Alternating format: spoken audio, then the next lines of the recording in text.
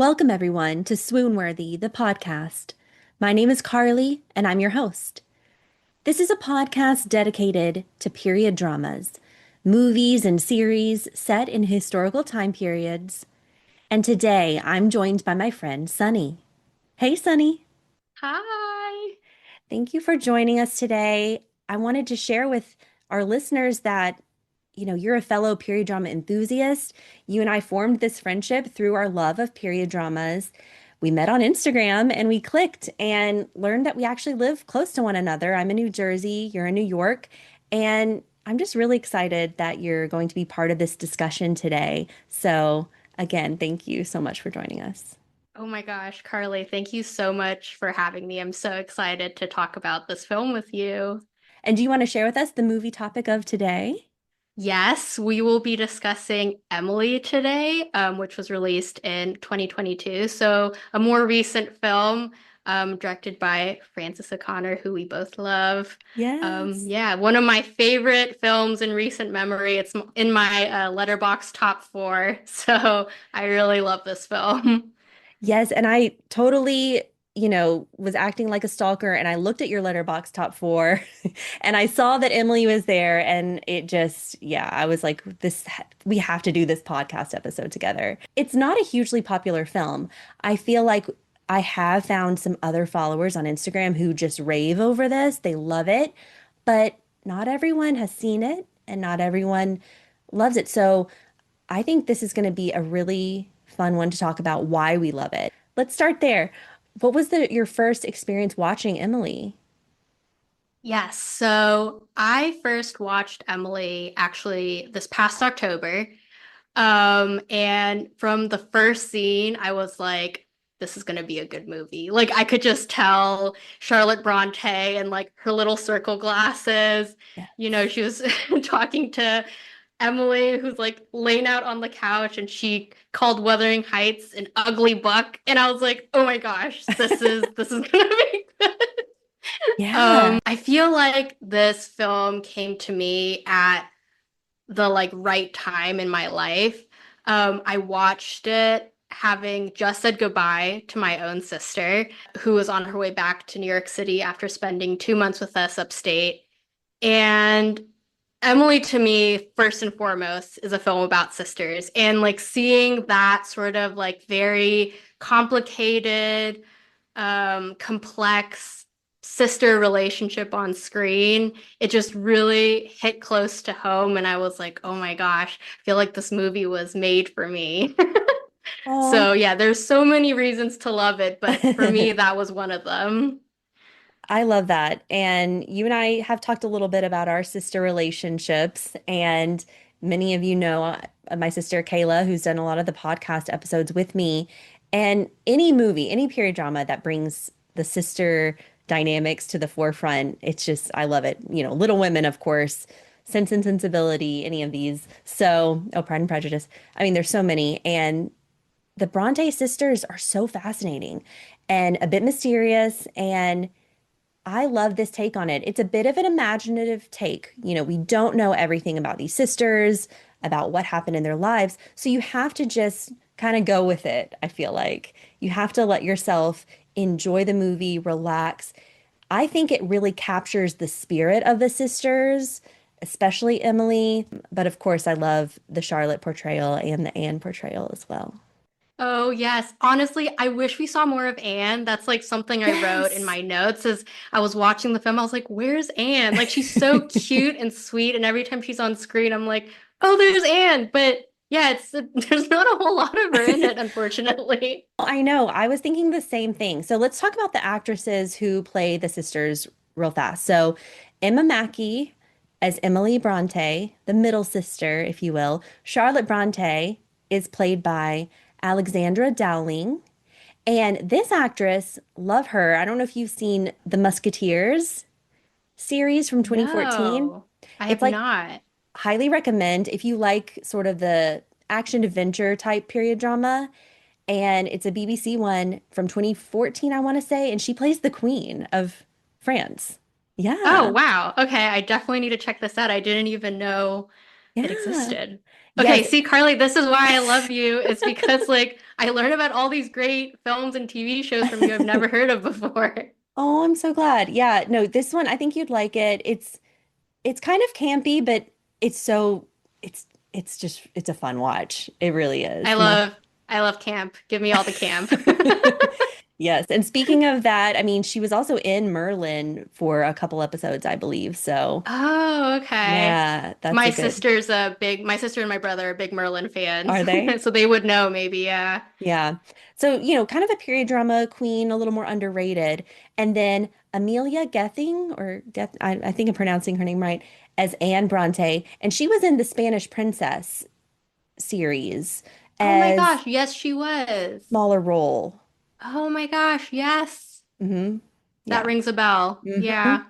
So I think they cast the right people for the roles. Of course, Emma Mackey, we got to talk about our star here. Sex Education, the Netflix show, Yes. that was her big start. But then we've seen Love. her, yeah, it's a good show, right? So Yeah. good. And she plays a literature buff there. So I love that she was cast in this. So true. And then she is in a period drama French film called Eiffel. Yeah. Oh, She she speaks speaks French French? fluently. Her father was Really? is French. Oh, Yes. And yeah, completely fluent. And so she pulls off a 100% French film. Yeah. no way. Wow, good for her. That's awesome. I had no idea. I know Yes. she had a small part in Barbie, which I Mhm. loved, and I think the backstory behind that is so funny too. I think they cast her because everyone said all the time to her, "You look so much like Margot Robbie," Mhm. and she said, "Well, we got on set and I put on a brunette wig, and everyone was like, "Oh, you don't actually look that much like Margot Robbie." Oh my gosh. Because yeah, I thought so too. I thought she did look like Margot Robbie, but that's funny that in when you put them side by side or something. Yeah, yeah, yeah. Too But she's funny. beautiful. She's beautiful in her own right. Oh my gosh, completely. Yeah. And other things with Emma Mackey, I'm not sure. She's in some upcoming movies, so we'll keep our eyes on Emma Mackey. And what I love about this, in 2023, so the year after this movie, she won the BAFTA for the Rising Star Award. Oh, good for her. So Wow. I think it's because of this movie. Okay, yeah, that makes sense. Yeah, Yeah. I thought she was brilliant in this. Like, I Oh thought my she gosh. was made for this role, really. Truly. You could even argue she should have been cast as Kathy instead of Margot Robbie in the upcoming Wuthering Heights, but let's not even get into that today. Oh, that's what it is. She's going to be in Narnia, the new Narnia with Greta Gerwig. She's going to be the White Witch. No way! Oh my gosh. Really interesting. Yeah, the White Witch to me is forever and always Tilda Swinton. Very different looks. Yeah. But I see it. I'm excited. She can pull it off, I think. We have faith in her after this movie. Yeah. I saw this in theaters and I had the same reaction as you when I saw the the first scene. I was like, I'm hooked. Yeah. Oh, you got to see it in theaters. I'm so jealous. I feel like this must have been so incredible to watch on a big screen. It was. And it had a crowd. There was quite a few people in there, so I was really happy. Sometimes these indie films don't get as many people, but it was good.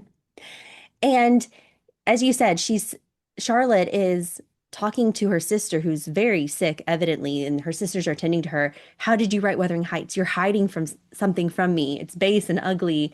And what does she say? She's just like, good. Yeah.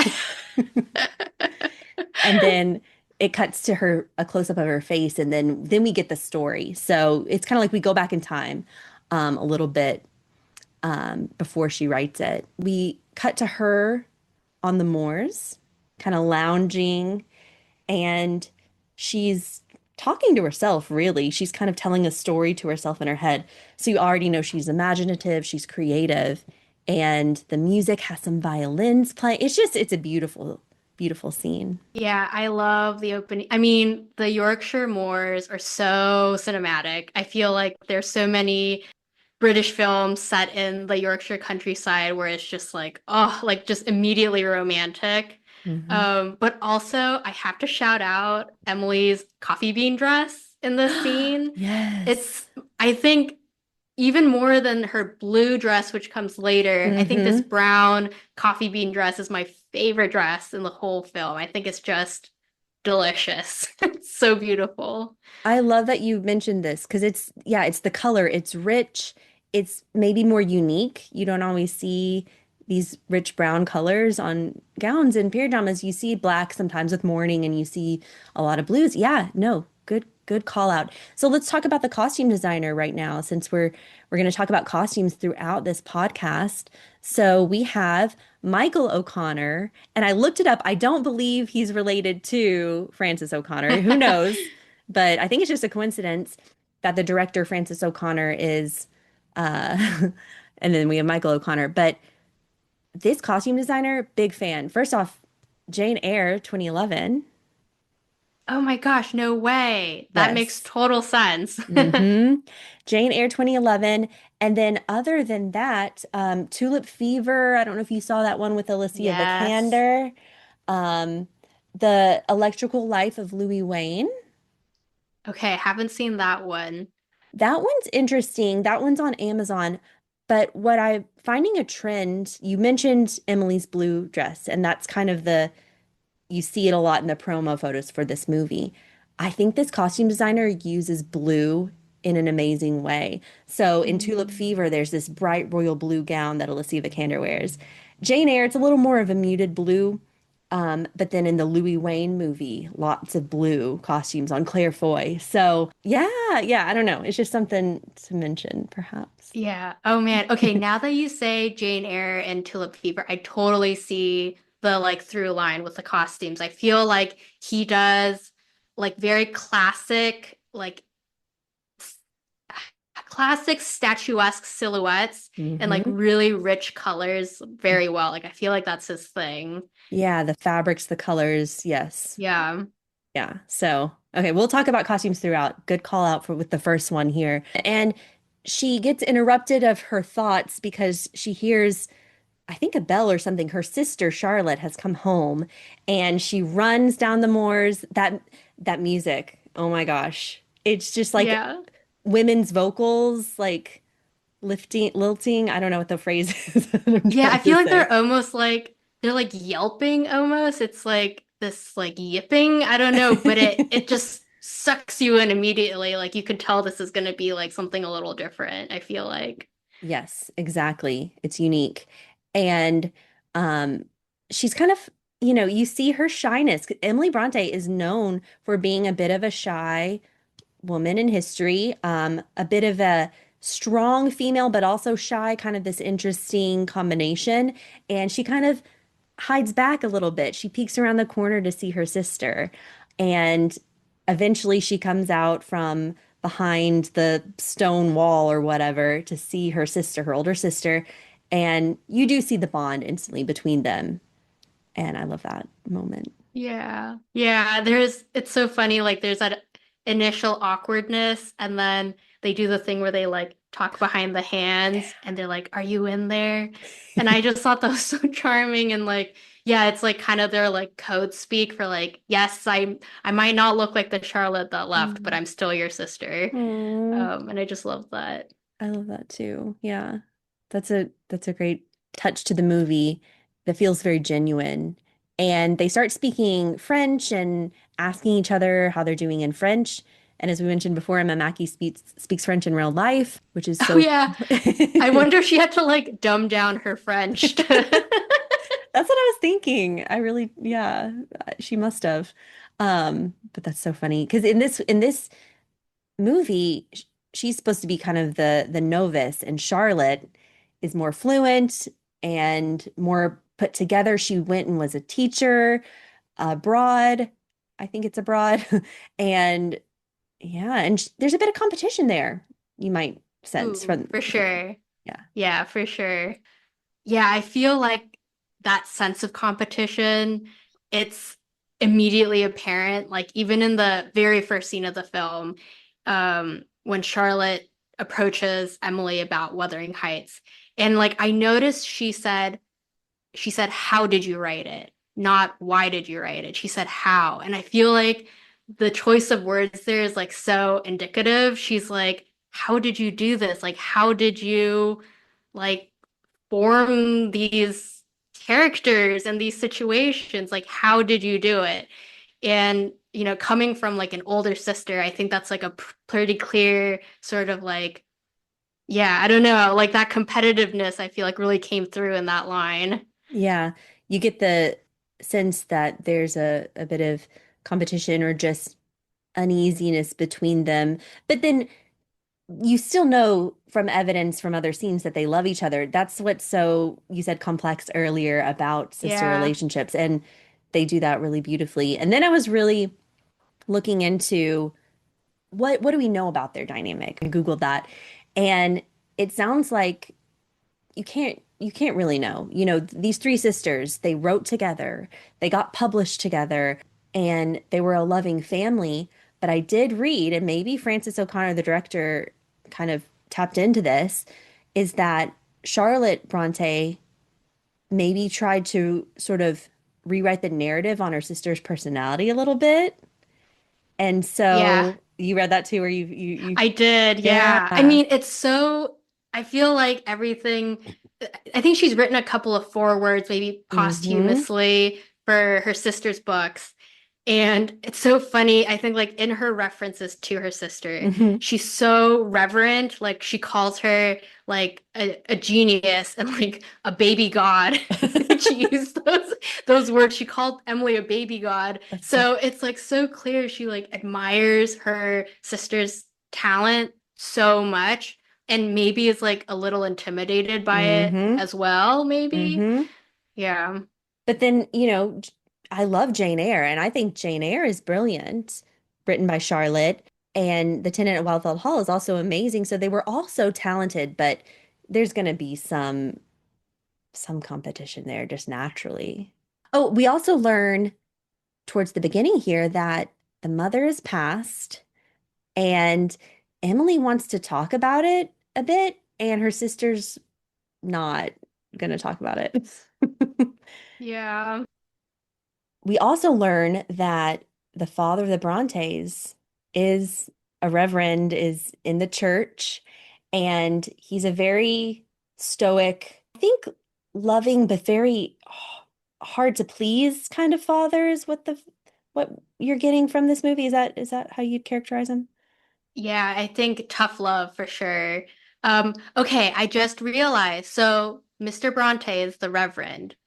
That makes sense. Sorry, jumping forward, but that makes sense why William Waitman, the curate, is around so much. Because I was like, why is he always at their house? But That's so okay, that funny. makes sense. Got it. Okay. Yes. Yeah. So they go to church and their father's up there, but then he announces the new curate, William Waitman, played by Oliver Jackson Cohen.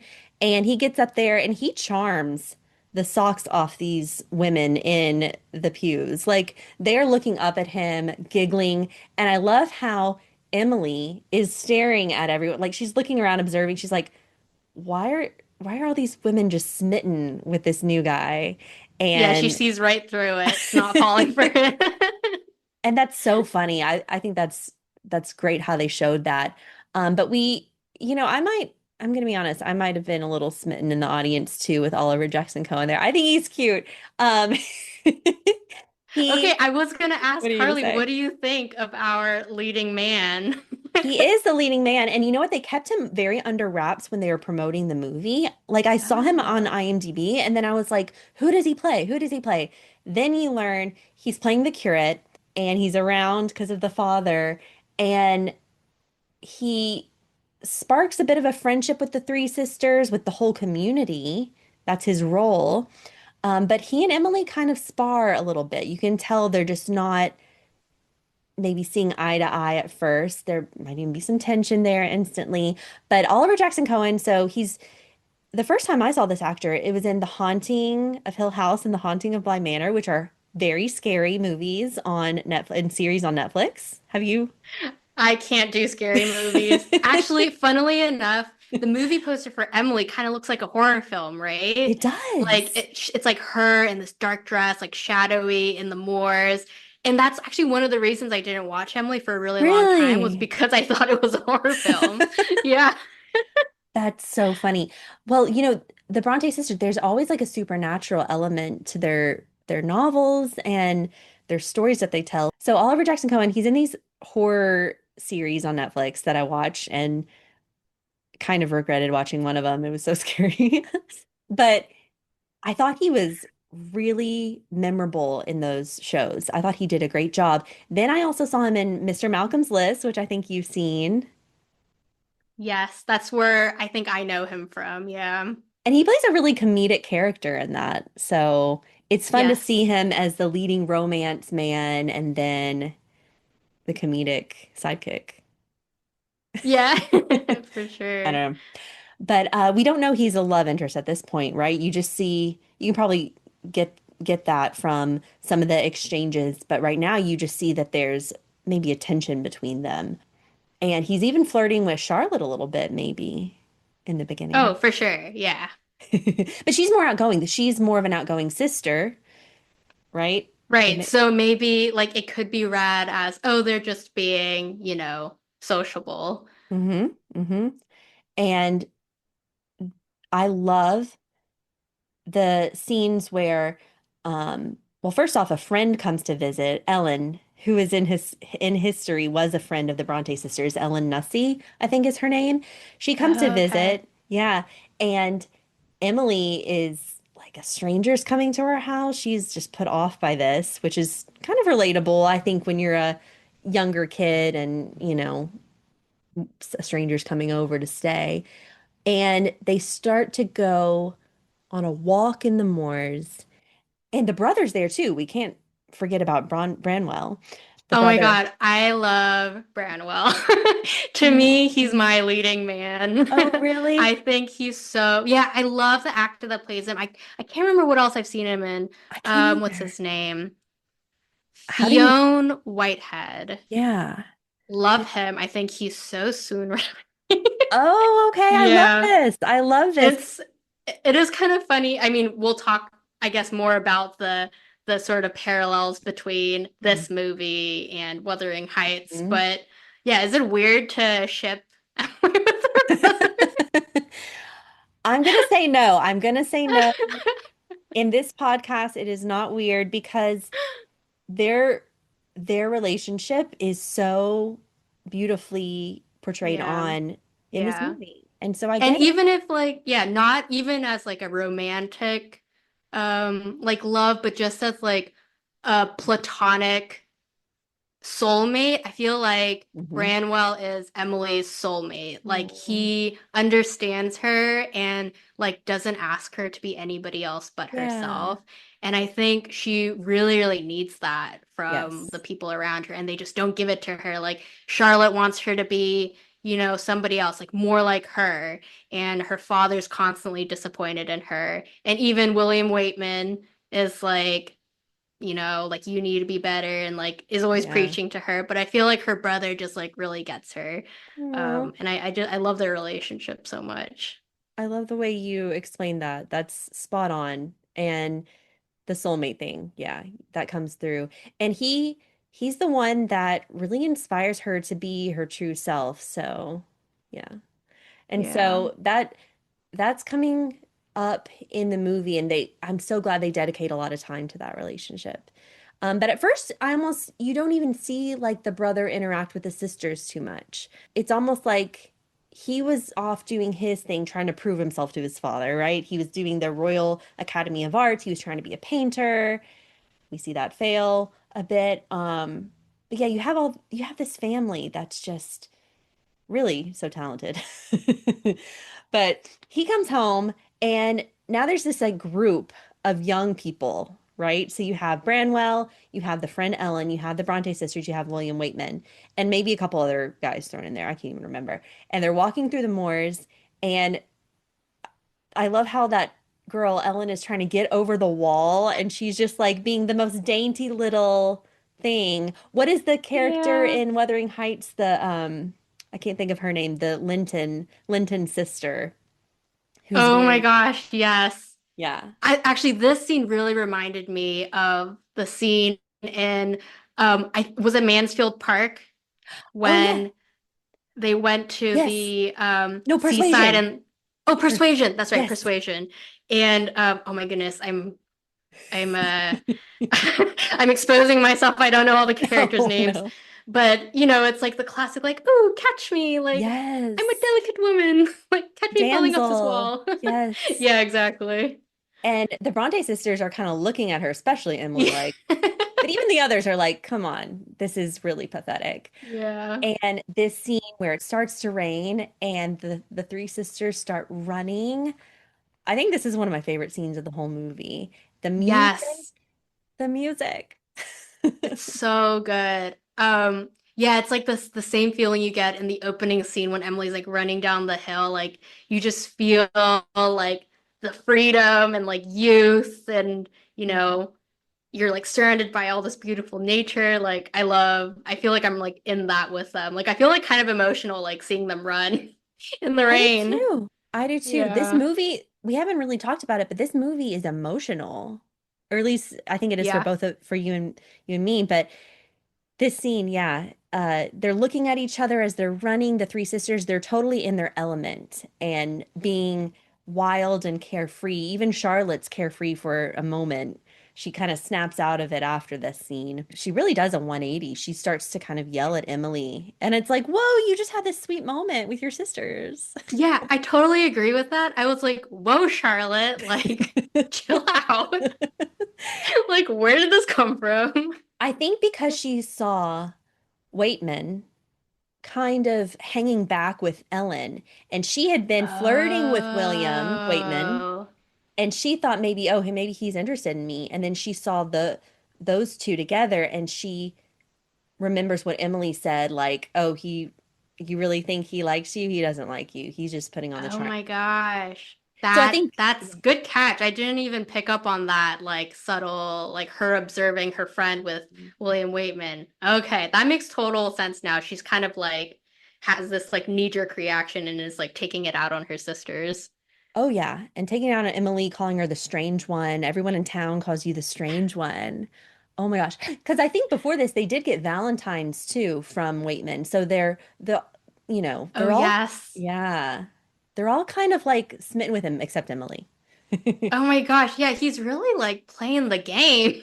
He's leaving no stone unturned. Oh Sending my God. all three sisters a Valentine. Wow, that's bold.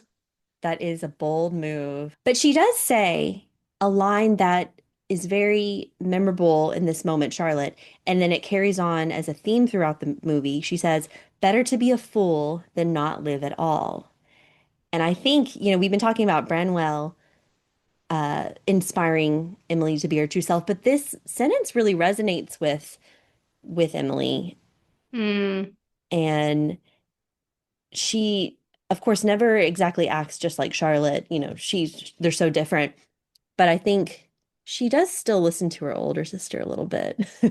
Yeah, for sure. And I think this was, I think, the first scene for me where, and I know my sister's going to listen to this at some point. So, Jean Wan, disclaimer, I do not think you are anything like Emily Bronte. Like, I just want to make that very clear.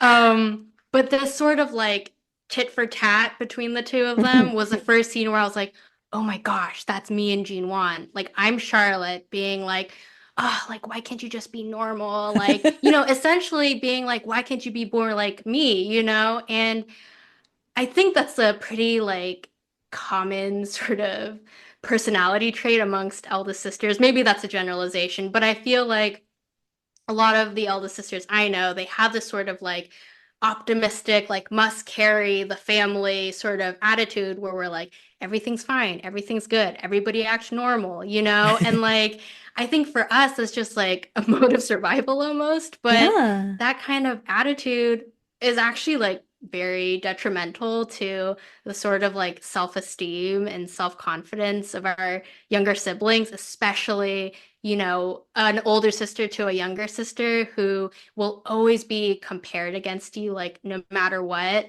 And I didn't even know like this was happening. Like when we were younger, for sure, I didn't know this was happening. And like I remember my sister saying to me, as adults, like, like when we were little, like members of our family, like our teachers, like even your friends would say to me, wow, you're nothing like Sunny. Like for good and for bad, you know? And Okay. so so yeah, I had no idea, but then you realize like, oh my goodness, you're like placing all these expectations on like this young, sensitive person, and it's just like magnified as adults, you know? And like I think that's like something that my sister and I had really difficult conversations about when we were living together as Wow. adults. And I saw it just like reflected in that scene. And I was like, oh my gosh, I'm Charlotte. And like, wow, I really, really hate Charlotte in the scene. Like, she's so mean. I And I was like, am know. I that person? Yeah, I don't know. It just like made me do some like deep self-reflection. Wow. Yeah. And see, this is how you and I probably bond in some way because I'm the older sister too. And I know sometimes I will, now I'm going to talk about Kayla, who, is known by all of our listeners of this podcast and will probably listen to this, but I can be hard on her and I know it and I'll say Yeah. something and then I'm like, why did I say that? Why did I Yeah. do that? Because, it doesn't mean that we don't love them, but I think there is some of that expectation as an older sibling. I get you. I get you, Sunny. Yeah, for sure. It, Yeah. wow. And like Jean Wan, my sister, has, she's expressed more than once to me in like different situations and in different times of our life where, she's expressed like, I wish you would just accept me for who I am Oh, and like not expect me to be a different person or like this like mold that you sure. like want me to fill. And I never do it like consciously, it's Yeah. always subconscious, but yeah, it's extremely I think like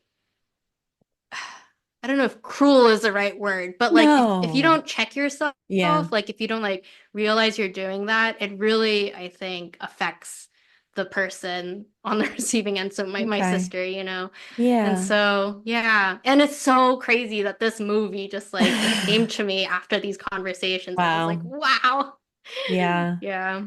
I mean, movies have a way of just, shining a light on aspects of our lives and yeah. But Yeah. well, thanks for being, so open and honest on the podcast here. I mean, I can totally relate to you and these sisters in this movie and your comment about the teachers, right? Kayla and I've heard this from my husband's siblings too. The younger ones get compared to the older ones in school, and I can't believe teachers would say stuff like that, but they do. Yes. Oh my gosh, I had the same reaction when my sister told me that. I was like, why would they say that to like a Yeah. child? Like that's so disheartening. Now I'm thinking back to Jane Eyre, Oh, the mean yeah. teachers at the boarding school. Yeah, and then but Kayla will, you got to give her credit because all of the art teachers would compare her in such a positive way compared to me in art class because That's so funny. she's just the artistic one, and so she'll stand by that, and I get. But wow, okay, so this dynamic is very genuine and authentic, I think, is what we're saying Yeah. on the And it screen. makes sense because I actually read that Frances O'Connor has two younger sisters. So No way. she gets it, I think. Yeah. She really understands that dynamic.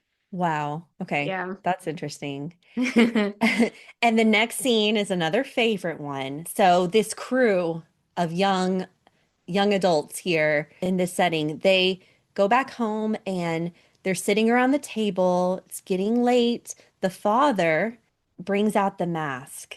This The mask. the mask scene. I mean, so amazing. And he explains that the mask belonged to the Bronte sisters' mother, and the mother passed, and they used to play with it as kids and act and be other people behind the mask. And he leaves it with them, and it's curious that he does this and brings it out at this time. Maybe he did know they were going to get up to some games, but he leaves. I think he goes to sleep. Aunt Branwell's asleep, right? This is the mother's sister who ended up living with them after the passing of the mother. And they start to get a little mischievous. They start drinking, I think, right? Yes. Dipping into the sherry here. Yep. and they're giggling and they're laughing and they decide to act with the mask. And I think the first one we see Waitman. He's like, no, no, no, this is ungodly. Let's not do this. But then he starts drinking and just letting loose too. Easily Um, persuaded. Easily persuaded. Branwell's there. Branwell's persuasive and the fun, I Oh yeah. think. And Charlotte kicks things off. She's being Marie Antoinette and she's speaking her French, which she's so proud of. It seems like they've all taken a spin behind the mask, but you don't even get to see all of them. And then it's Emily's turn. She's sitting there reading a book. She's kind of, I'm sure she's taking part, but not like fully, right? Yeah. Yeah, it seems And like she's like just there to, be around her siblings, but she doesn't want to like participate. hmm And Waitman even says she's shy, don't make her do this. So that's his impression of her. Yeah. She's always looking at her feet, he later says. But she's like, she gets that challenge from Charlotte, like that she's not going to be any good. And she's like, okay, well, I'll do it. And this scene, do you want to describe the scene? It's just, I'm getting the chills just thinking about it. Oh my gosh. I agree. I get the chills every single time I watch the scene. I mean, first of all, I thought it was framed so brilliantly. Like you've got the group shot of the boys and then the group shot of the three girls, Charlotte, Anne, and their friend. And then you've got a single of Emily in the mask, like against the dark window, and there's like a storm raging outside. Oh, So creepy. it And then you is. also get this sort of like over the shoulder shot of Emily looking at her friends, but her body is like in the middle of them. Oof. And it's so, I don't know, it's just like so creepy and like so weird. And like something's gonna happen. Um, but yeah, you take over. No, that was a great way of setting the scene because the cinematography is brilliant. And sh she's pausing. She's not ready to speak yet or, act yet. And then you hear her just say, children. And it's just so creepy. And all of them are immediately, staring at her and just they're a little excited too. I think they're a little like, ooh, what is she gonna do? And she starts talking a bit vaguely. And as she slowly starts, getting into this character, you see the Bronte siblings just start to understand that this is the voice of their mother Yeah. that's passed away. And I mean, they do the scene so beautifully where you still leave the scene not knowing what exactly happens, right? Yeah. Yeah. And I think it comes up a couple times, like subsequently in the film, and we still don't really get an Mm-mm. answer. It's very ambiguous whether or not she was actually channeling her mother or not, which I think Yeah. adds to the sort of like creepiness factor a little bit. Yeah. Yeah. Oh, totally. So she's speaking as if this is her mother speaking to the children and giving them advice, in a very spirited way, like as if a spirit was speaking through Emily. Branwell, stay grounded, I think she says. And Mm, Charlotte, and Charlotte even answers back, I'm doing my best or something like that. Like they yeah. start to react and speak to Yeah. her and they're feeling it because I think they've bottled up these emotions from their mother past. Like they don't talk about it. They probably need therapy. uh, Seriously. And um, it's just an emotional scene and it's heightened by probably the music, but I can't even tell you what the music is right now.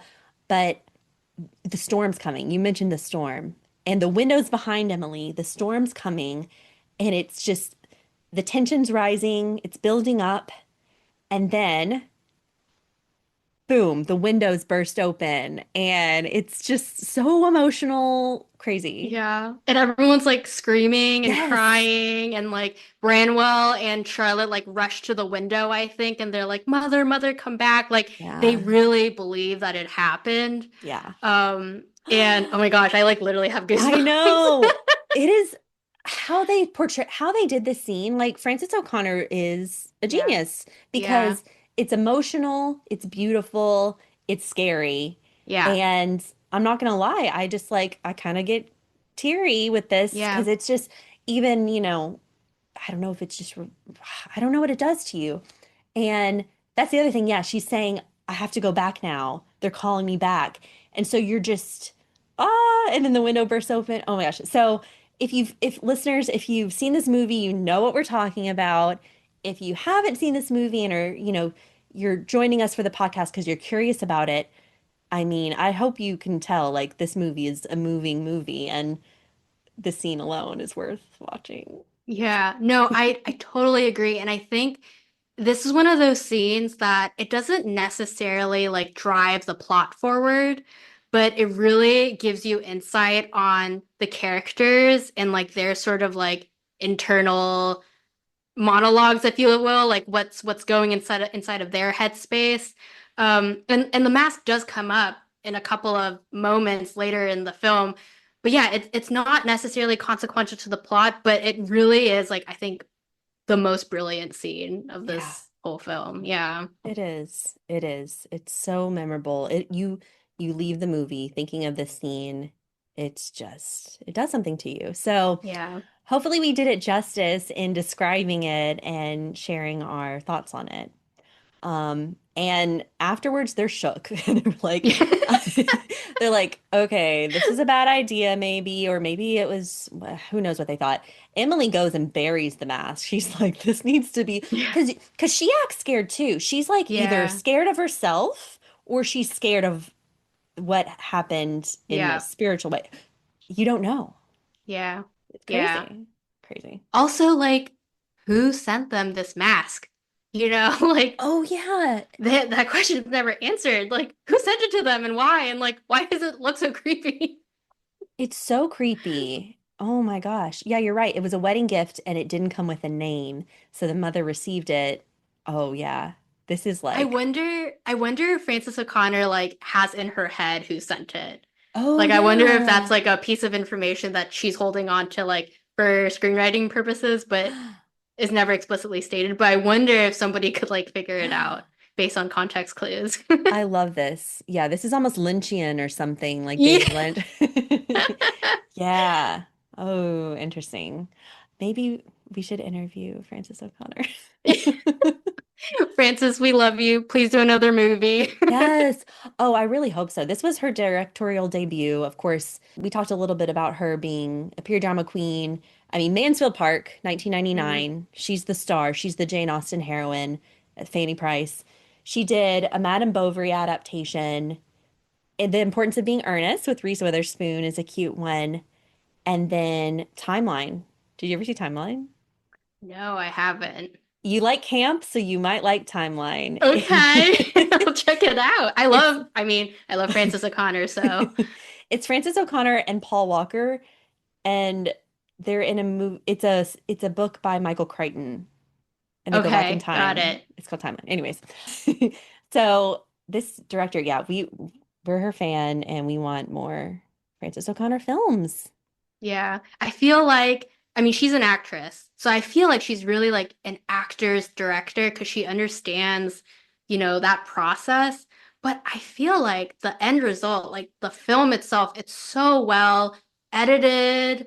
It's so Hmm. well, it just like flows, So I really feel like she's got a very strong, I think, like directorial voice. And I'm so surprised she hasn't done anything since.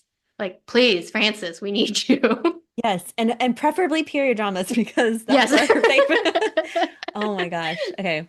Well, who knows? Maybe she'll hear our podcast. I don't know. Maybe Yeah, I'm being a fingers little too crossed. hopeful. And after this mask scene, this is when Emily does try to go be a teacher with Charlotte. And again, so much pressure put on this young woman to be like her sister. And she just it doesn't go well. She shuts herself in a closet and she ends up returning home. And this is historical. Charlotte, they did go off and, they were teachers, but I think I read something like 17-hour workdays or something for these teachers.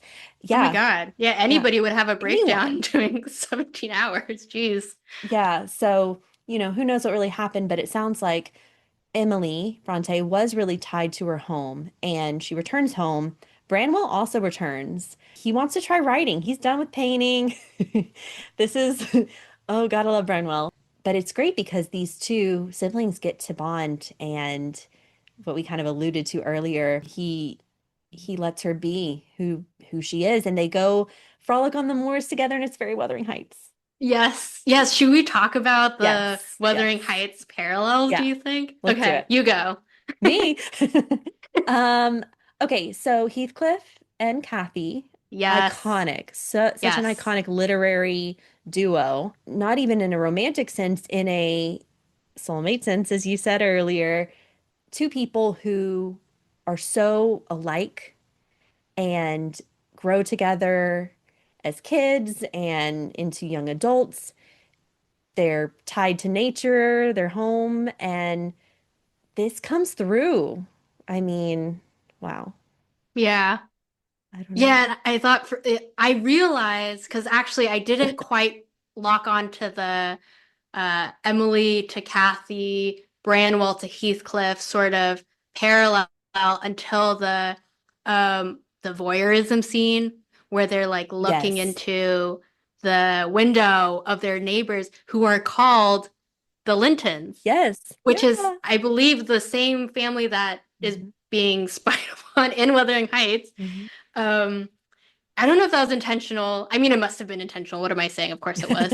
Um, but yeah, and then when Branwell and Emily get chased by the dogs, I was like, Yeah. oh my gosh, this is what happens in Wuthering Yeah. Heights. Yeah, Yeah.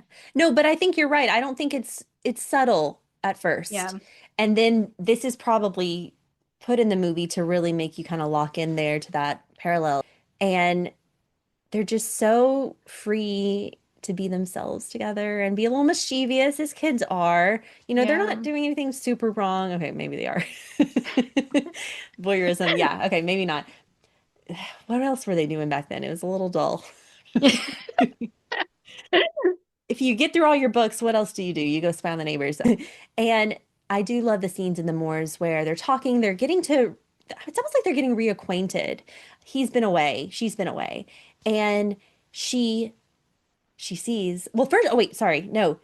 She's like talking about her sister, Charlotte, in putting her on a pedestal. She's always right. And he's like, Yeah, "Are you kidding me? She's not. Nope." yeah, I yeah. love that. I love that he said that because, like, yeah, Emily could have kept on, going on with her life thinking that Charlotte was this like gold standard of like how to be, like a good daughter, a good sister, a good, teacher, whatever. But Branwell's like, no, actually, like her life is a lie. Like she's just repressing herself. And you see like Emily come like she comes online to that opinion. And she's like, oh, wait, Yeah. yeah. Yeah. Light Yeah. bulb, like a light bulb moment because this is all she knew and he's telling her he's been out in the world and you can see him just living this bohemian lifestyle amongst the artists and the painters and the writers and he tells her she's put away her stories and dreams and magic. And I was Yeah. like, wow, that's crazy. And he Yeah. sees it and Emily didn't see it and it took him to tell her. And then they stand up and she sees the tattoo on his arm, freedom, Yes. yeah, freedom and thought. And this is his creed. And they have this great scene, another great scene where they shout it. Have you ever done that? Have you ever like shouted into an expanse? I I don't, really want to, but I don't have any expanses to shout into. okay. It's definitely on the bucket list for sure. Um Hmm. A pilgrimage to shout from the moors. Oh my gosh, yes. Maybe we can go together. Let's do it. Let's just pretend like we're the Brontes for a little bit. And it also makes me think of Garden State, which is one of my favorite indie movies where I don't know if you've seen it, where Mm-mm. they're standing at the edge of a big abyss type thing. I can't even remember. And they shout Natalie Oh, Portman. really? Oh, Yes. Natalie Portman's in it. Okay, Yes. I have to watch it then. Yeah, yeah, yeah. So, yeah, I love how you just said, like, have you ever shouted from, into the expanse? I don't think I have, but I think I need to do this now. Yeah, there's something so emotional about it. Like I feel like I would shout and then like start crying. I don't know, it's just such a like Yeah. physical release of like energy. It Yeah. really affects me when I like watch this scene and I Yeah. see them yell and she gets like louder and louder. Yeah. The acting between the two, ugh, so good. Oh, yeah, their chemistry is so good. Oh, so Which is good. like, I want it. It's like, do you ship her with the priest or do you ship her with the brother? Like, which one's worse? Yeah, true, true. You know what? All in good I don't know what I'm trying to say, but yeah, let's just go with it. Different Um, time, different time. Different time, small world. And it makes me think of A Room with a View too, where he's the guy is kind of climbing a tree in Italy and he's yelling like freedom, truth, I don't know. Yes, I know that exact scene you're talking about. Yeah. So Yeah. it's like your creed. I don't know. I Yeah. like this idea of having a creed and shouting it. I love that. And you see Emily go home. She picks up her pen. She opens the window. Again, great cinematography. You get this point of view of looking at the nature, and she starts writing. And Emily Brontë, beautiful poet as well as storyteller. So Yeah. the poetry part of her life is coming through now. So you mentioned the spying on the Lintons. They get in trouble eventually, and Branwell gets most of the punishment. He actually gets sent to the Lintons, which is in Wuthering Heights, right? Like Kathy goes Yep. away. So then it's kind of Yep. a reversal. Like Yeah, he's I noticed Kathy. that. Yeah. Yeah. And she's Heathcliff now. She's held back from her brother, and her punishment is to learn French from Waitman. William Waitman, we'll call him Waitman probably because that's how he's referred to in the movie. But again, Emma Mackey speaks French fluently, and then guess what? Oliver Jackson Cohen does too. Okay, I'm not a French speaker, so I couldn't really gauge their like proficiency, but I was like, they sound good. Yeah, they're definitely not beginner intermediate level. They're advanced. And they're in the way they pronounce things and like yeah, they're good. Yeah. Yeah, so he apparently I read dubbed his own French part for The Haunting of Bly Manor, that one of the scary shows. So, Okay, nice. yeah, he's you got these French speakers here and there's tension between these two characters right now. They Oh don't yeah. like it's like they're they don't like each other, but then sometimes that always means something else. Yeah. So Emily and her brother, we got to talk about the drugs. They do the opium. Oh my gosh. Wait, how did I totally like got this mixed up. Because it's so random. Like, I don't know. I think there's a good possibility it did happen in real life. Yeah. And they were just free spirits on the moors together, like doing drugs. Hmm. But yeah, I thought it was beautifully shot. Oh yeah. That's all I can say about that. I have never taken opium myself. Same. Uh, but yeah, Yeah. I get what they were going for. Yeah. It was kind of opening their minds a little bit. I'm thinking of like the Yeah. 1960s a little Yeah. bit. Oh, totally, totally. Yeah. A little bit of creativity is sparked. And that scene where Emily and her brother are like buying like sheep in church, like that. Oh my gosh, I love that so much. And they were like giggling together in church. Like, oh, Oh, so good. They're so so good cute. together. They really are.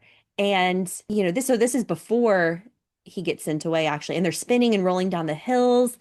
There's Right? also Yeah. yeah, there's just all these scenes. It's like a montage almost of them being fun together before he gets sent away. Yeah. So it is sad that he gets sent away because it seems like that was the start of the problems with Branwell.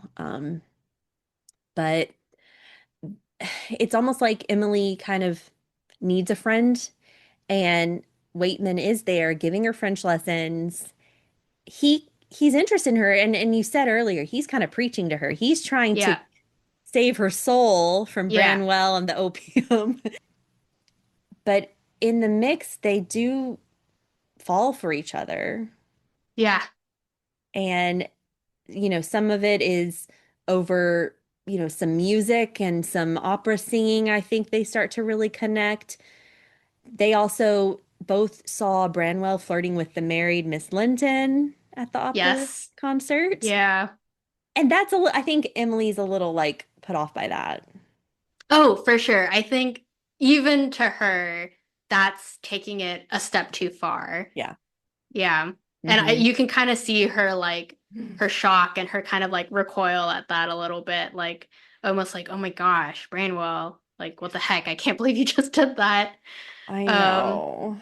but Which I is almost wonder, no, yeah, you go. sorry, go. No, you go, No, you I just had a thought, like she really went down this sort of she went down a road with Branwell with the drugs and like the free thinking, which we love free thinking, we love, freedom and thought. go. Um, but she really goes down one path very far. And then on the other side of the spectrum is William Waitman, who sort of like tries to be like a moral authority, right?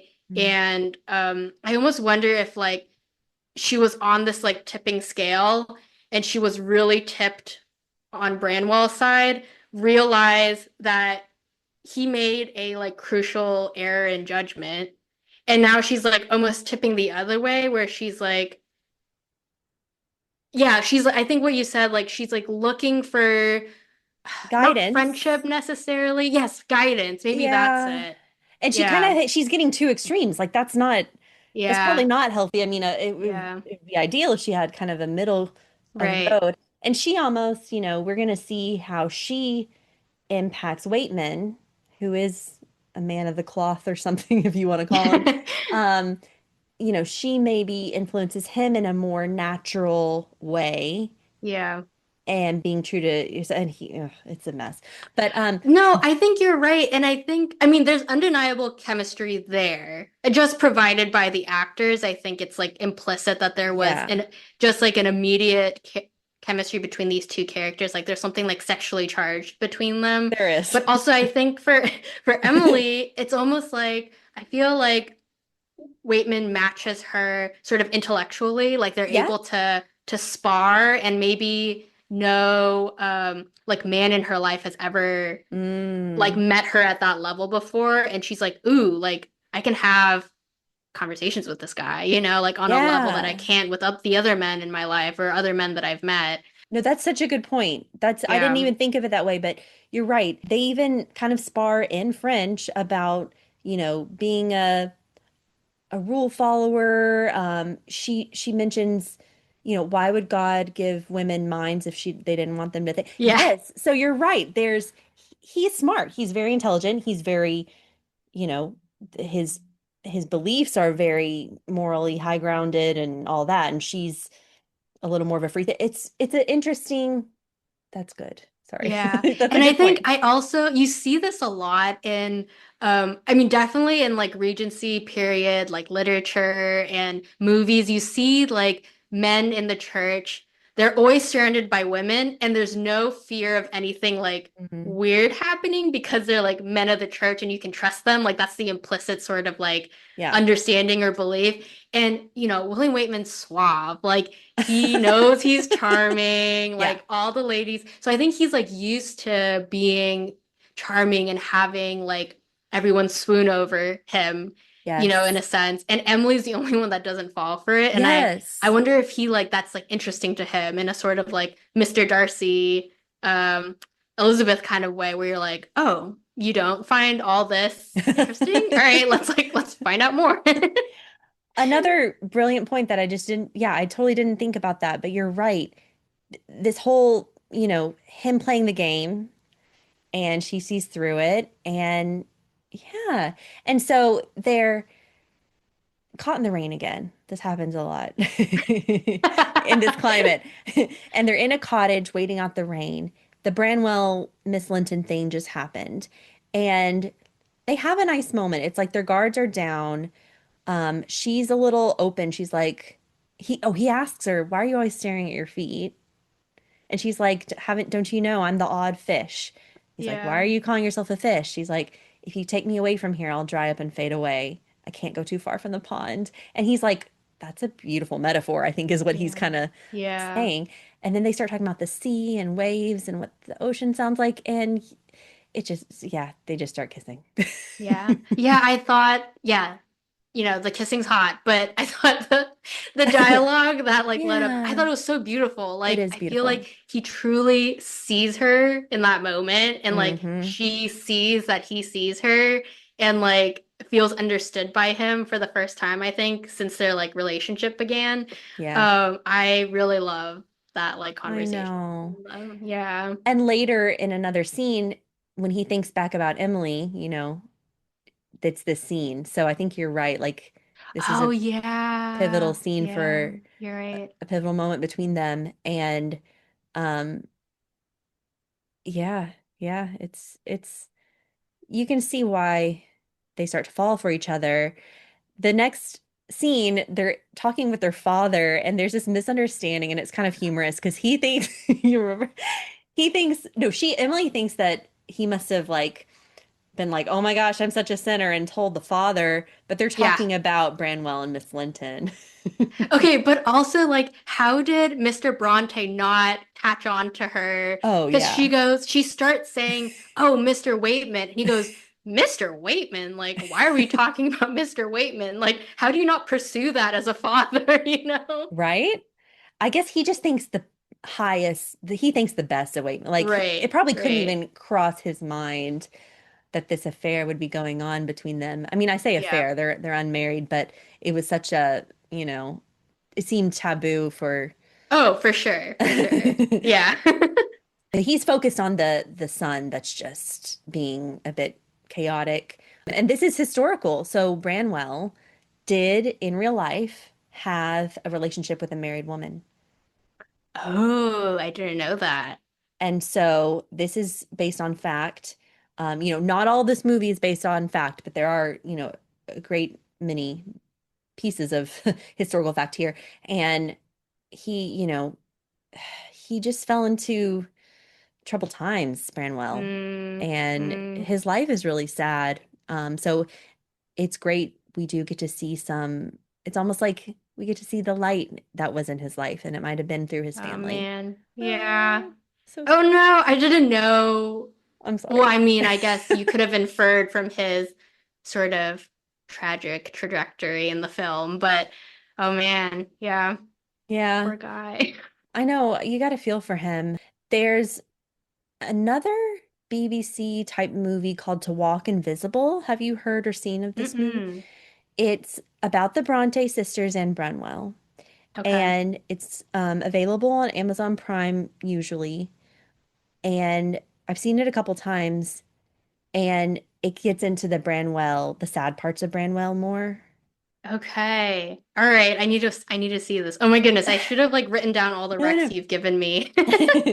No, but I almost don't want you to see it because I think you love Branwell, and I don't love seeing him in that. Oh, okay. Yeah, there are just like some films that are hard to It's watch. hard to watch. Yeah. I do like the sister elements of it. Oh, okay. So it's Okay. a tough one because Yeah. the sisters, Emily and Anne, are apparently very close in real life. That's what I've read. And Oh, it's okay. not really, doesn't come through in this movie, but it comes through in To Walk Invisible. Oh, all So right. I don't know. I'm torn. I don't want you to watch Yeah. the Branwell scenes. Yeah, I feel like, well, Fiona Whitehead, I just feel like was perfectly cast Yeah. for this. Like Yeah. he's equal parts like playful and exuberant and just like his downfall is just devastating, you know? It just really hits you. It Um, does. It yeah, does. yeah, he was so good. And one more thing that we forgot about Branwell is that scene before he goes away with the sheets, the laundry. Oh my gosh, how could we forget How did that we forget scene? that? Yeah, Yeah. that makes me so emotional. Yeah, so Branwell, this is when he's being sent away, right, by their Mm-hmm. father, Mm-hmm. and he goes out to meet Emily in the field, and she's hanging up sheets to dry, like on a clothesline, and he speaks to her from the other side, so she can't see him. And she says something like, "Let me see you, idiot," or something like that. And he goes, "No, no, no, I can't bear to see like your disappointment in me." That's what he says, something like Yeah. that. Um, and they pass each other. She gives him like a poem that she wrote, Yes. and he also gives her something that he wrote. I think it was like Yeah. the first chapter of his novel. And they Mm-hmm. don't see each other this entire time. They're speaking through a sheet. And then and then they hug through the sheet. They like No. just go in for an embrace. And like the thing is they don't see each other, but just instinctively they like wrap their arms around each Yes. other and hold each other and say goodbye. And he leaves. And then she like pulls the sheet back to try and catch him, but he's gone. And you're Yeah. just like, oh, It's just breaks your heart. gut-wrenching. Yeah, because they have Yeah. had such a lovely time together. So back to Waitman and Emily, they there's no historical records to my knowledge of Emily having this love interest. Who knows? I think, I kind of think back to Tom Lefroy and Jane Austen and Becoming Jane. Sometimes you have to have a movie like this where they explore the possibility of this because these novels, these novels written by some of these amazing women that focus on love and they have love stories, you have to wonder where this comes from and what inspired them. And I think that was another reason behind Frances O'Connor perhaps creating this character. Who knows? We'll never know. But Wuthering Heights is such a passionate novel with some great characters, turbulent characters, and who knows, maybe it was influenced by real life. It's just interesting. Yeah, it's no, I'm so glad you brought that up actually, because I feel like Emily is this sort of like feminist icon in the sense that she never had a known love interest and she never got married. Yeah. And so many of the letterbox reviews for this film are so upset Yeah. because they included a love interest in this sort of like character arc, sort of, yeah, like the character development of Emily Brontë Sure. involved a man.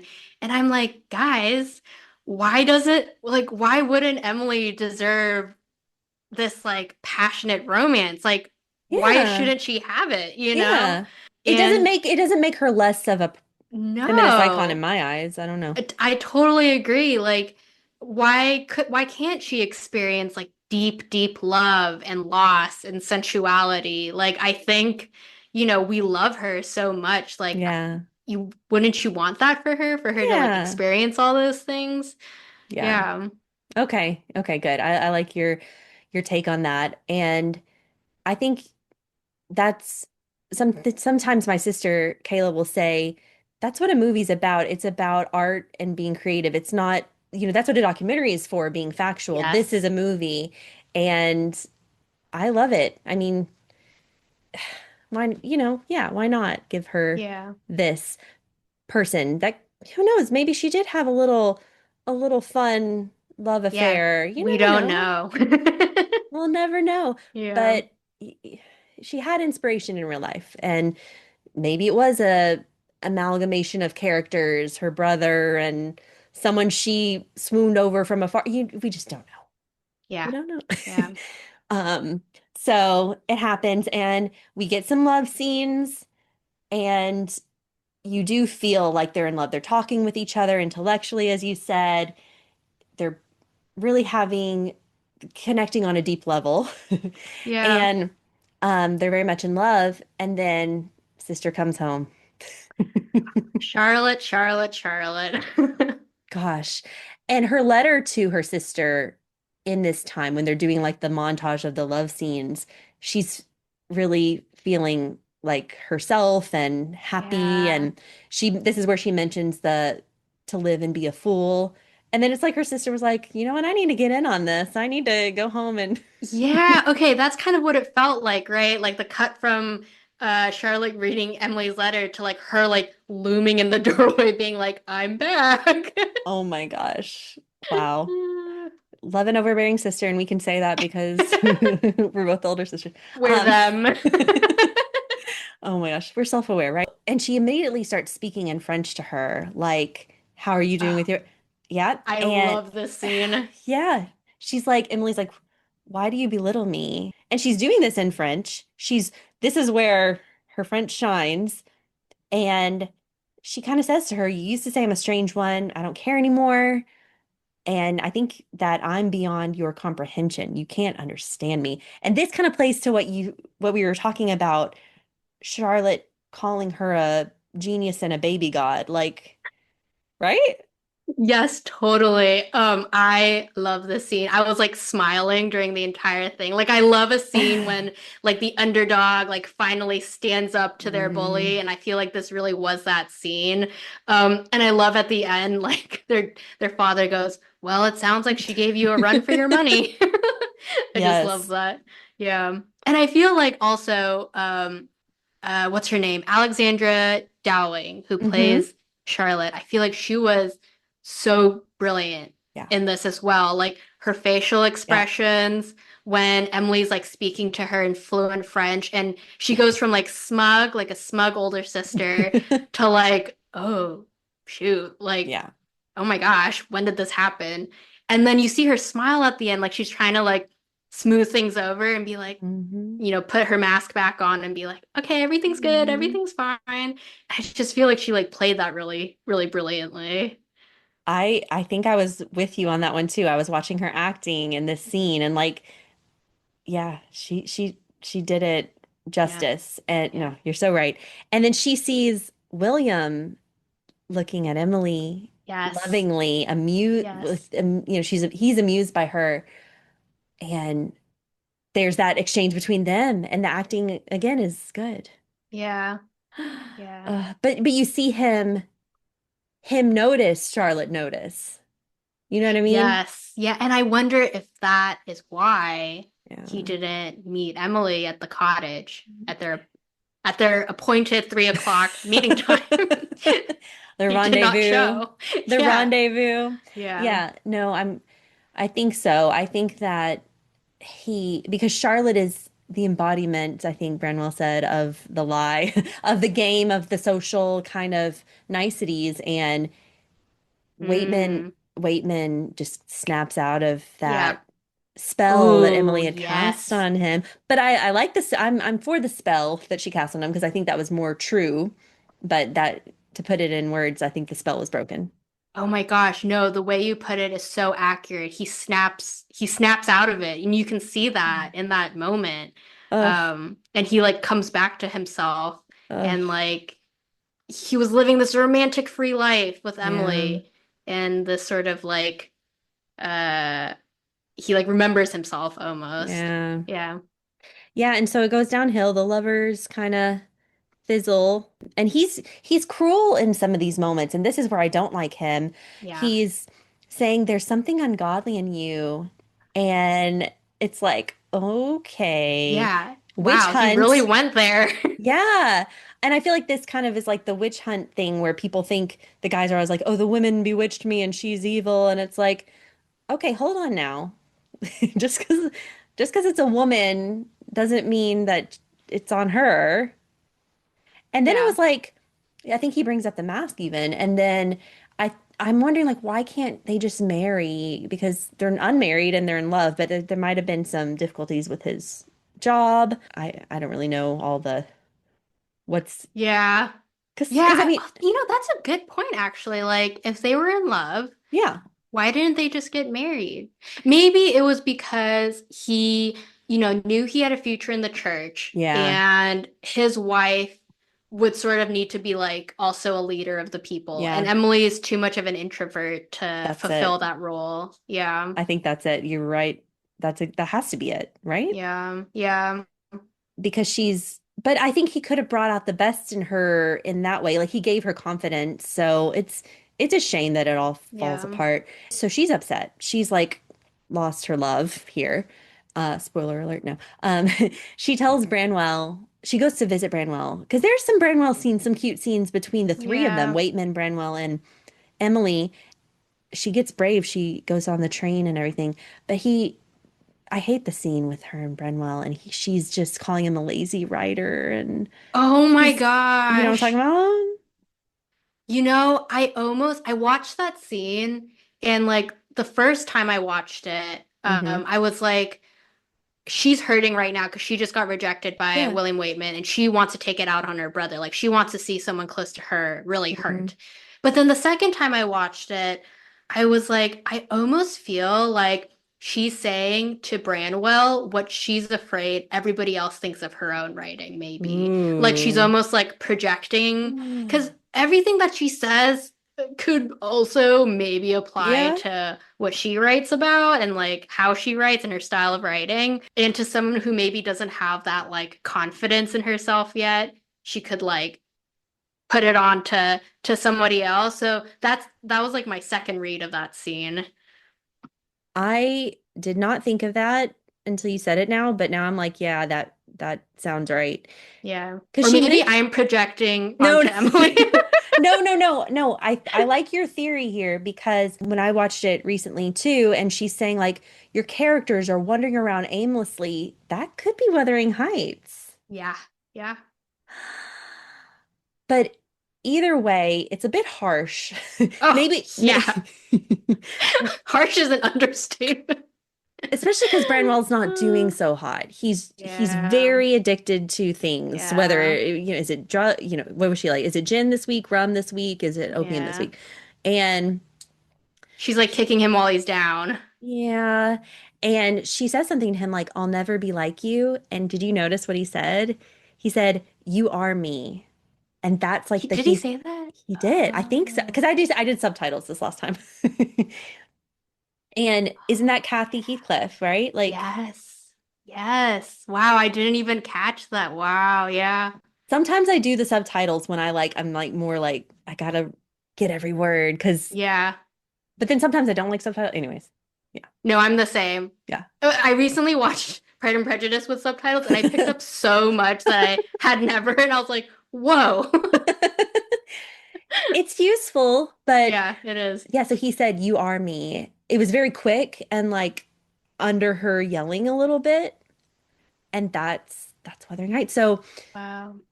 I think Branwell might have been the real inspiration in if we're thinking of it in this way. Anyways, Right. you also see the painting, the famous painting of his sisters, the real Branwell's painting of the Bronte sisters in his room. Oh my gosh, is that it has a real life counterpart? I did not know that. Yes, yes. Okay. And it's the three sisters, and he was in it, and he wiped himself out of the picture. How did I not catch this? Oh my gosh. Well, it's kind of like hidden, but then I think they pan on it maybe, but this painting is like one of the only painting. I think Charlotte has more paintings or sketches or portraits, but the other Okay. two sisters I think are less known except for this one. Oh, really? Yeah. We won't get into all of the scenes towards the end of the movie.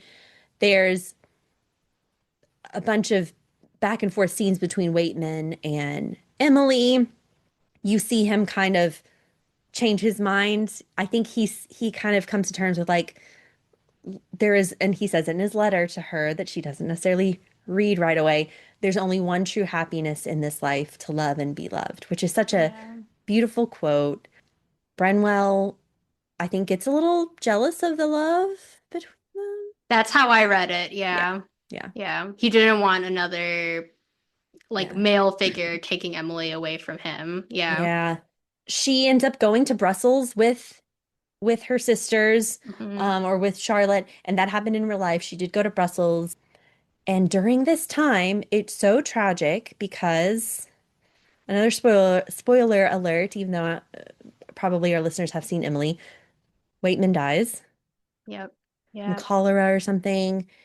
But oh, before he dies, she sees a vision of him in her room in Brussels. Oh my God. Oh, that's another You're like, oh, scene that really gave me the shivers. it's so Yeah. creepy.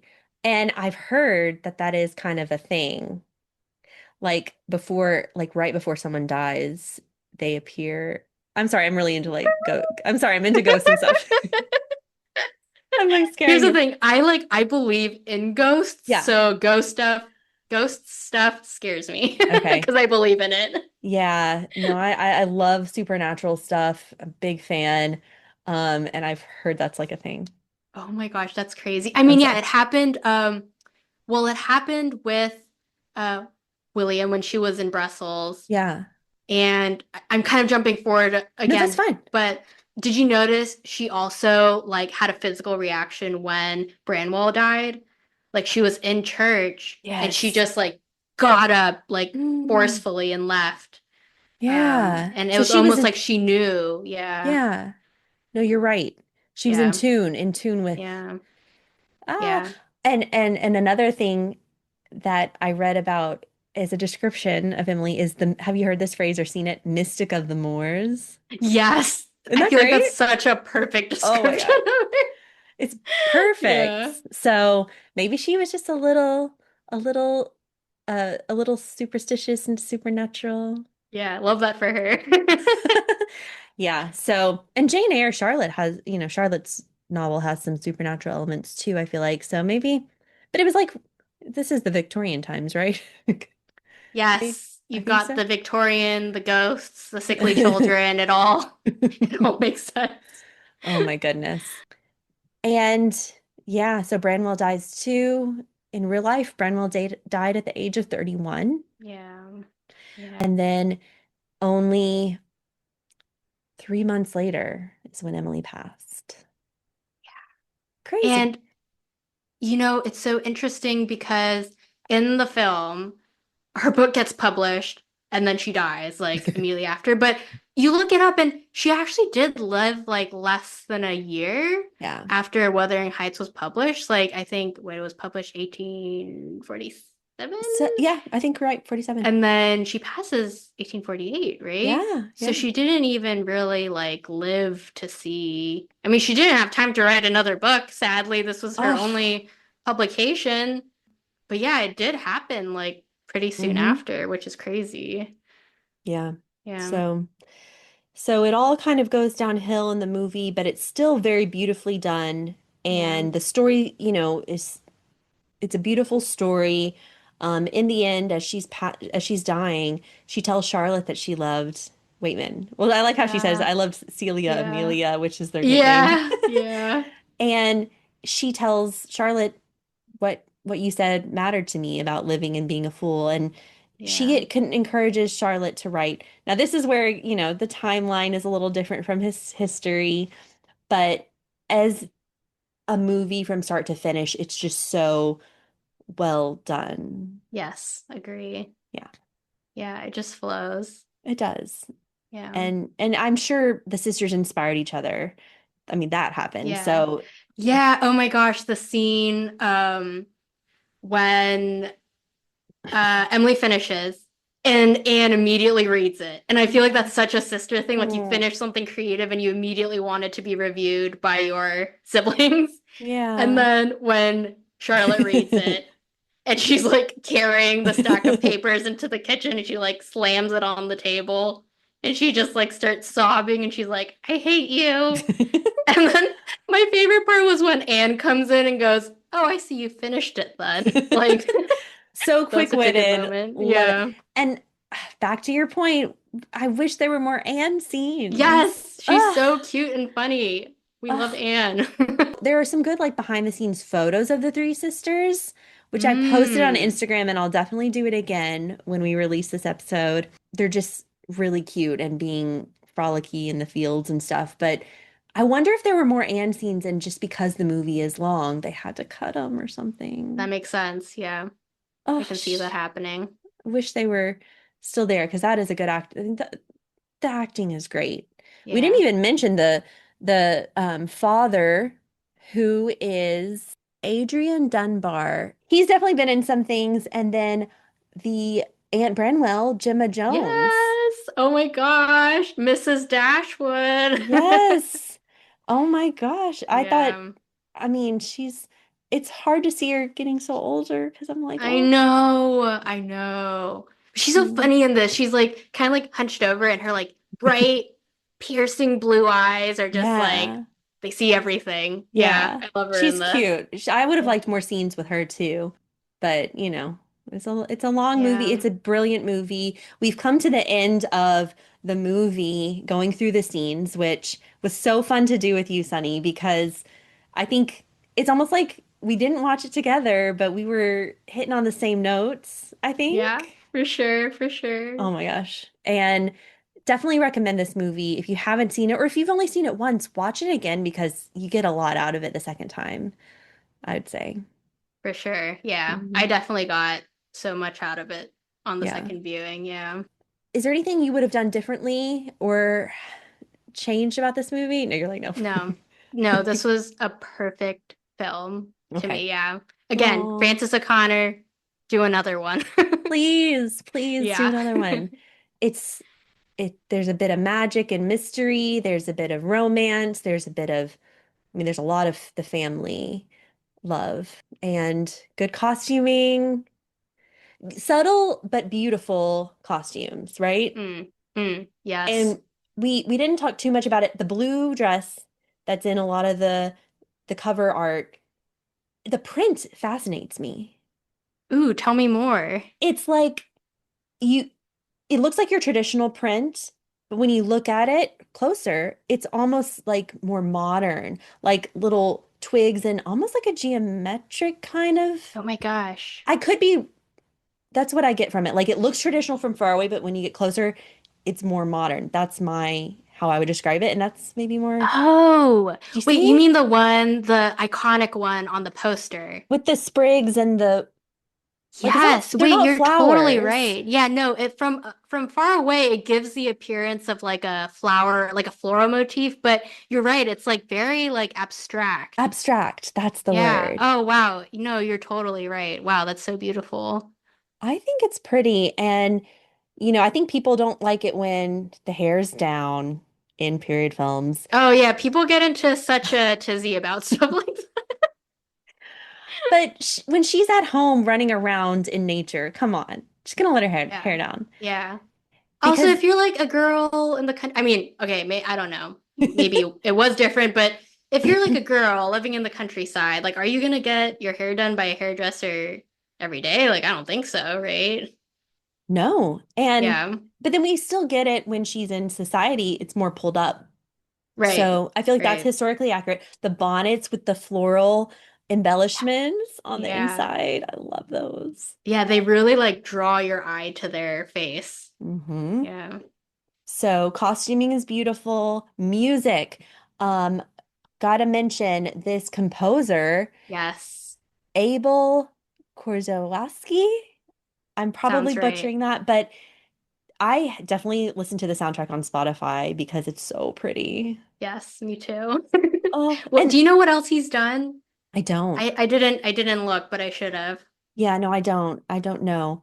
Yeah. Um, but brilliant, really. And the female vocalist integrated with the classical music, Yeah. it's just like unique. Yeah. Yeah. I love it. It's almost like Oh. animalistic. Mm, Um, yeah. I a thought little, he really interpreted the scenes yeah, beautifully. Yeah. yeah, the wildness. Okay, so I think we covered it. I just have ending notes. Charlotte's tiny glasses. I Yes. just love them so much. Oh, she and Alexandra Dowling, love her. And I love Yes. her in the Musketeers series. Oh my Oh, gosh, I have to watch this. yeah, definitely a fan of that one. There's a lot of swoon-worthy men. Ooh, we love that. Yeah. So enough said. Okay, we covered Emily 2022. I think we had a great time. Did you Oh my enjoy? gosh. Did you enjoy I it? had the best time, Carly. Oh, yay. Yes, I'm thank so you glad. so much for asking me to do this. I had so much fun.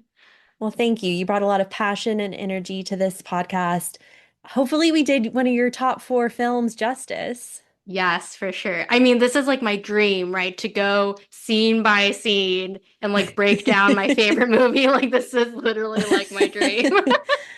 Hope that our listeners enjoyed this journey with us and that you will like and subscribe to us on Spotify, follow us on Instagram at Period Drama Style and at Swoon-Worthy Podcast. Share this podcast with your friends. If you know someone, maybe their favorite movie is Titanic or Marie Antoinette or Ever After, share this with them and help us grow our community of period film enthusiasts. Catch you next time.